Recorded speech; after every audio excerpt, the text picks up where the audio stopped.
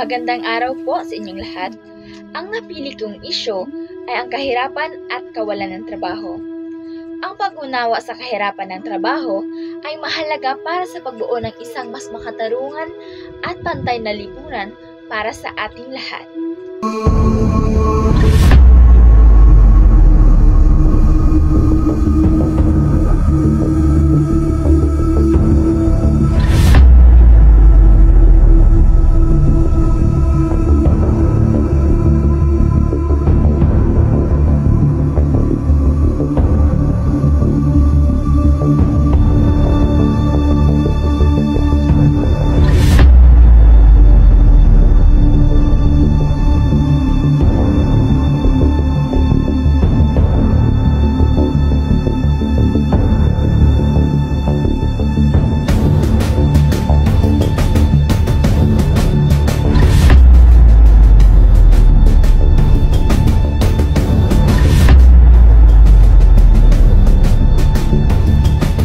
Dumami ang mga Pilipinong walang trabaho noong Oktubre ayon sa Philippine Statistics Authority.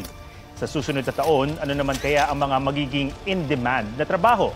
Tumaas ang bilang ng mga walang trabaho sa bansa nitong Enero, ayon yan sa Philippine Statistics Authority.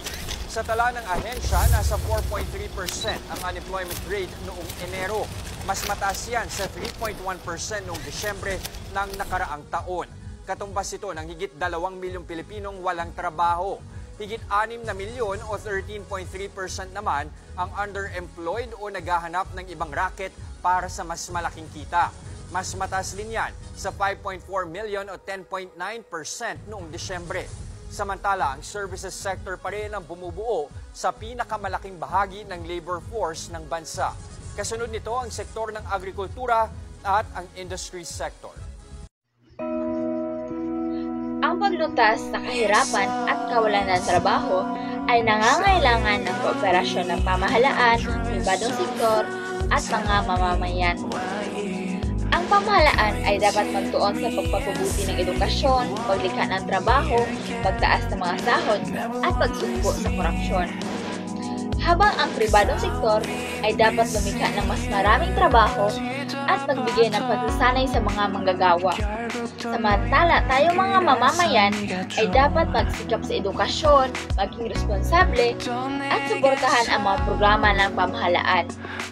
Sama-sama tayong kikilos upang makamit natin ang susi ng maunlad na lipunan at pantay-pantay. Hindi na natin kayang baliwalain ang lumalalang kahirapan at kawalan ng trabaho. Panahon na para kumilos, suportahan ang mga inisyatibo na nagsusulong ng pagbabago at hikayatin ng iba na gawin din ito.